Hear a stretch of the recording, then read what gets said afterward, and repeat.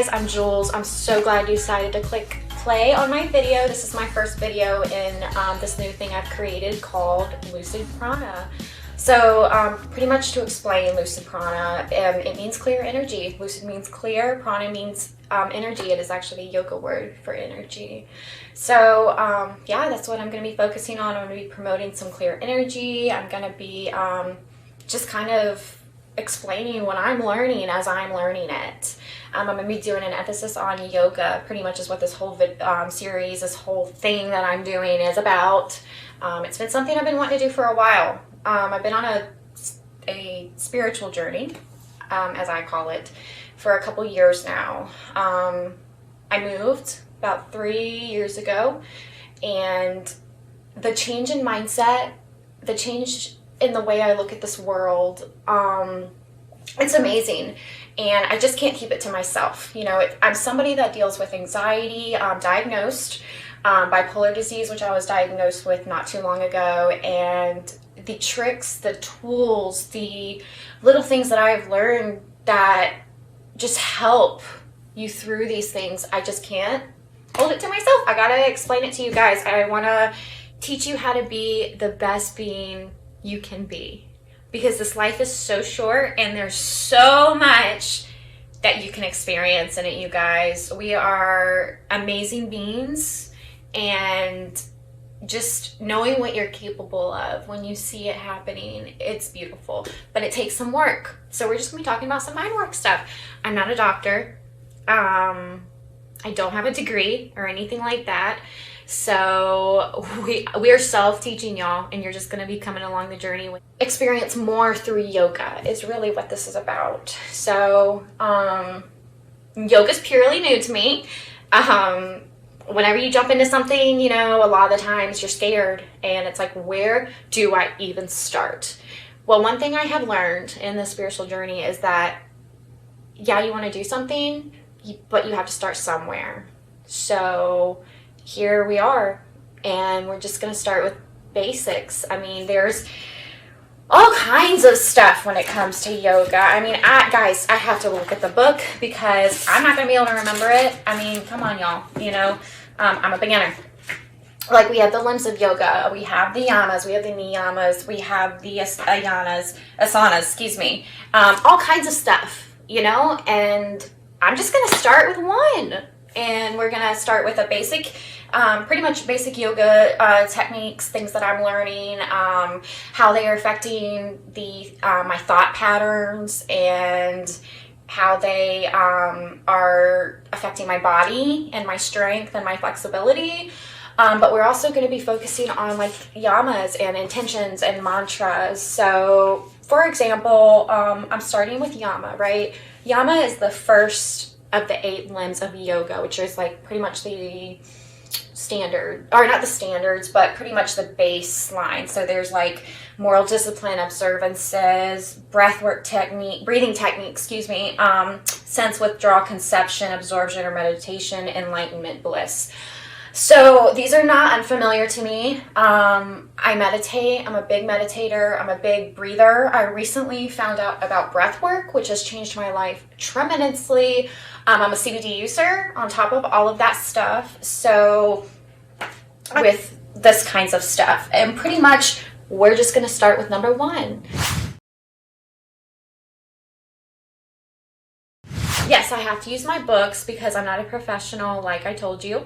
I am learning. We are learning together. So I started with the 8 limbs of yoga, which the 8 limbs of yoga are pretty much like bases, like the baseline of yoga, kind of the what comes into it mentally. So like moral discipline, observances, poses, breath techniques, sense withdrawal, concentration, absorption or meditation, and enlightenment. The first one, moral discipline, that one is a yama. So we're going to start with a yama, and we're going to learn how to do some moral discipline along with some poses, how to integrate them together, how to observe your mind afterwards, like your thoughts and your thought patterns and how they change. Because guys, this works. You start thinking a different way, and once you start catching yourselves in these little anxiety moments and being able to just kind of push them away, it's amazing, and you feel on top of this world, and you feel like you can do anything, and it is awesome. So here we go, y'all. So pretty much I have chosen the first yama, which is ahimsa, which you're gonna have to bear with me because I cannot say these words.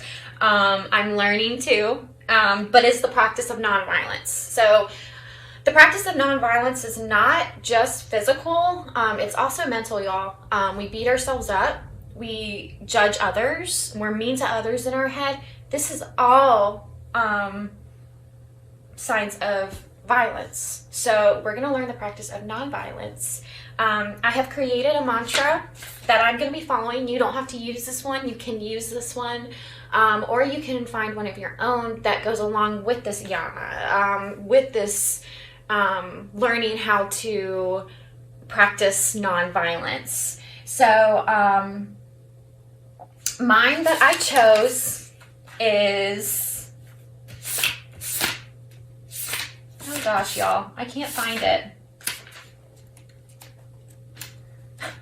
I wrote it down, but I don't know where it's at. Okay, so here we go. Yama study number 1. Non-harming in thoughts and words. So my affirmation is, I am learning to forgive every day. As I forgive myself and others, I set myself free. Forgiveness is a gift I give to myself. So whenever I'm doing yoga, I usually like to start in this position. I like to start in a sitting position because it gets me grounded. It gets me in my flow. It gets me in tuned with my mind instead of worrying about what's going on around me.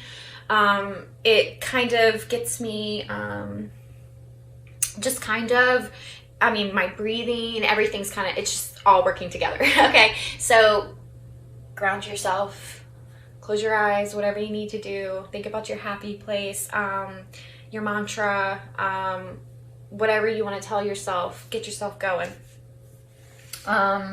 So then I go into the poses, and that's pretty much all we're going to be doing. I'm going to be kind of talking about how I am seeing myself progress, how I am seeing what thoughts, like my patterns, how they're changing. Not anything too specific, just kind of overall, y'all. I mean, everybody's different, and I just kind of want to help. So I cannot wait to see what we can do together. I cannot wait to see what you're capable of. I can't wait to see what I'm capable of, and I just want to soar through this universe, you guys. I'm so excited to flow into reality with you. So let's begin this first exercise,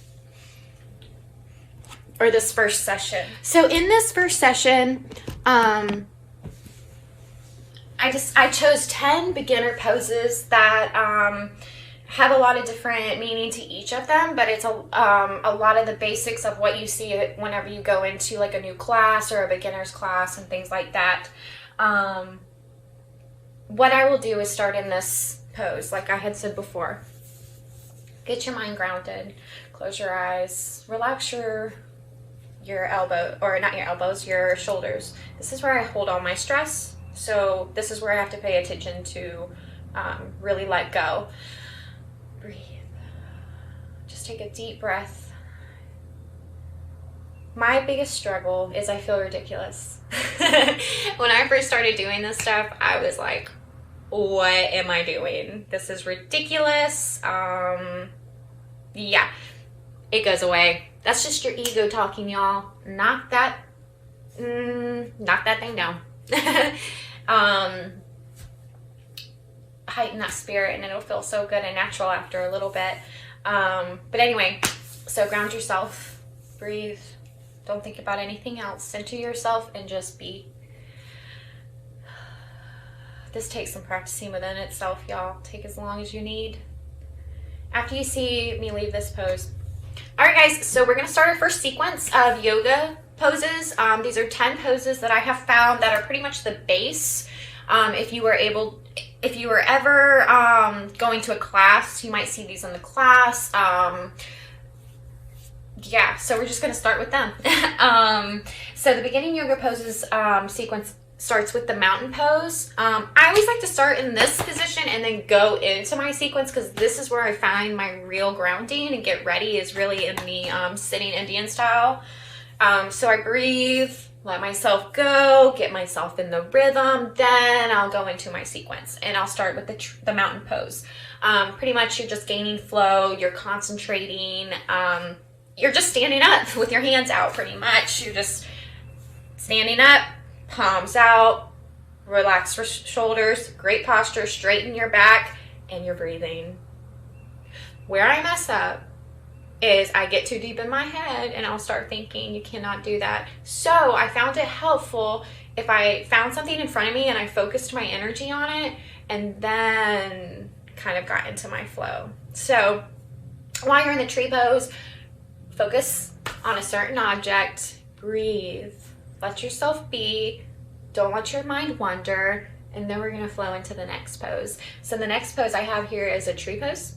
I had a lot of issues with this pose because I'm not good with balancing on one foot anymore. I used to be, but I also have high arches and I have gained this habit of walking on the outside of my feet. I don't know why.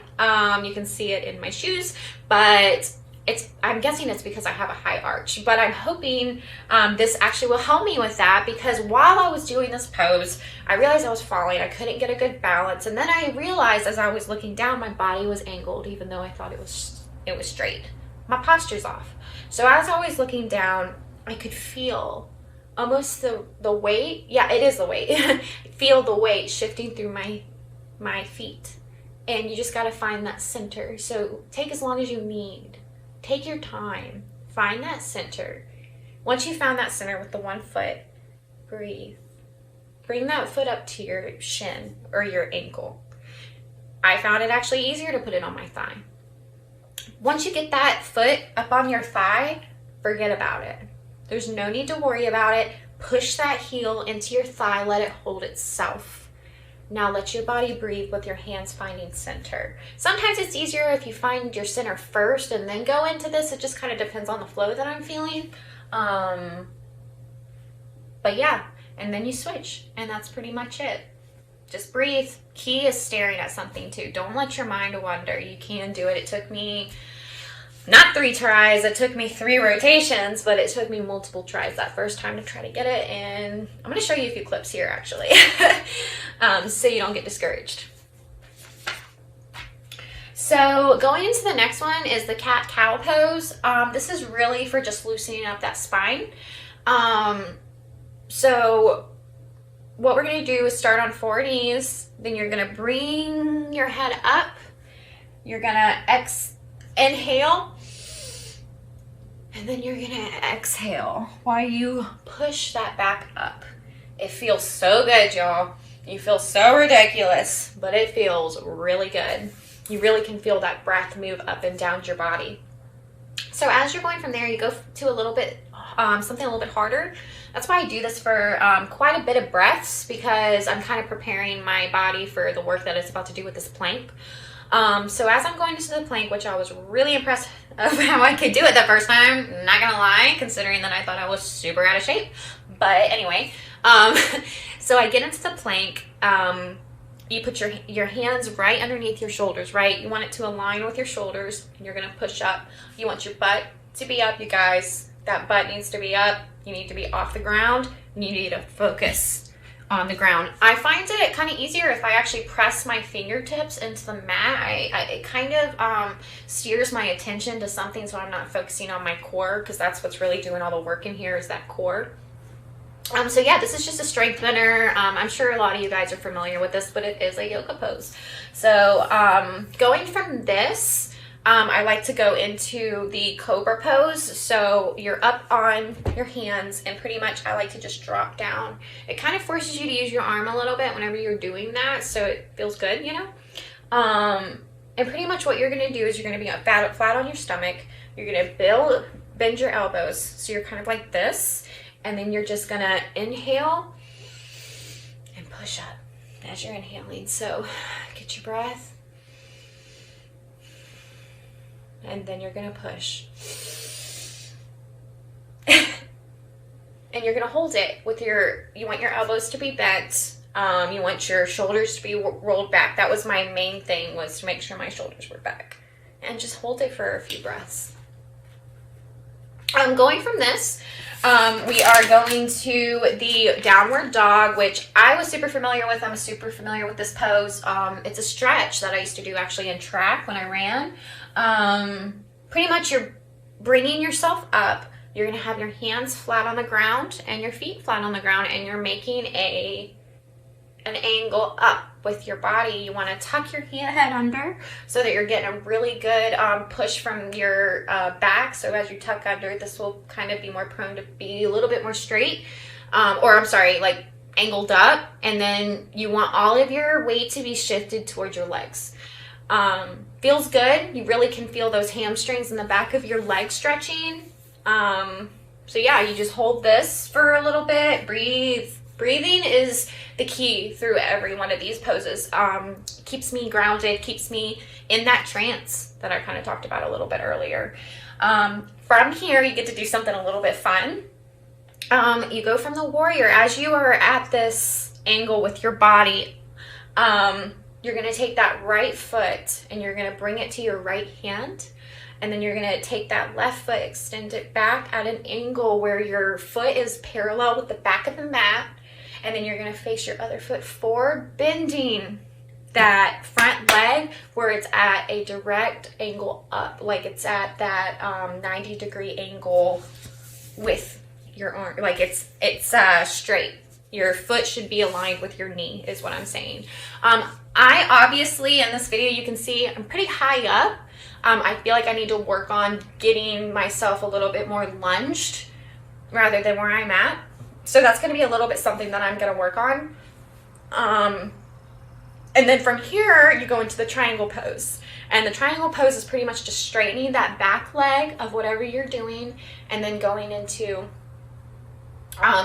bringing your hands where your shoulders are on top of each other and your arms are spread out in a vertical line. Look up at that top line and then try to grab your leg with that right arm. If you can't grab it, I've read that you can use like a yoga block, or if you have like something on the ground, you can kind of just touch that instead of having to worry about stretching, because you don't want to overstretch yourself either. So from here, I always go and I switch and just do the opposite. Then we're going to do a seated spiral twist. This is also a pretty known stretch that I was familiar with. Pretty much what you're doing is, you can see that my leg is like kind of, it's laid on the ground. I start with my legs out. I put my foot in my inner thigh, and then I twist the other one around, and then I twist with the leg that is overlaying the other leg. So I push on that arm, correlating with the leg that's twisted over. And then you just kind of doing it, guys. You're doing it the opposite direction, pushing. It feels really good. Don't force anything. And then we're going to end with a child's pose, which feels really good after you do all of this. Pretty much you're just starting on your knees. You've got your big toes touching in the back, but you do want to widen your knees a little bit to where your torso can fit in between whenever you lay down. So that was something I didn't know. I thought I already knew the child's pose before I started studying yoga. And I didn't realize that you were supposed to widen those knees a little bit and let your torso fall into, instead of just sitting on top. So yeah, that's the first sequence, you guys. I'm going to be digging in a little bit deeper. I'm going to focus on the same sequence like for the first 2 or 3 videos. I'm not really sure yet, but we're just going to kind of find out how it works out, how much information is really important to put into this. And we're just going to be focusing on ourselves. So pretty much how every week is going to go. I want to have a yama, a mantra, and something we're focusing on along with the mental aspect of yoga going into the physical aspect of yoga. So I want us to be able to watch ourselves flow through this reality. So I hope you enjoyed watching this. If you liked this video, hit the subscribe button on YouTube, follow my channel. We're gonna be having a lot of fun stuff. I ramble a lot. I like to talk. So you might hear about what book I'm reading. You might hear about a new CBD stuff that I'm using, like a new tincture. You might hear about some new coffee that I tried. This is kind of just going to be a fun little thing for everybody, y'all. So keep that Lucid Prana, y'all, and come back and see us.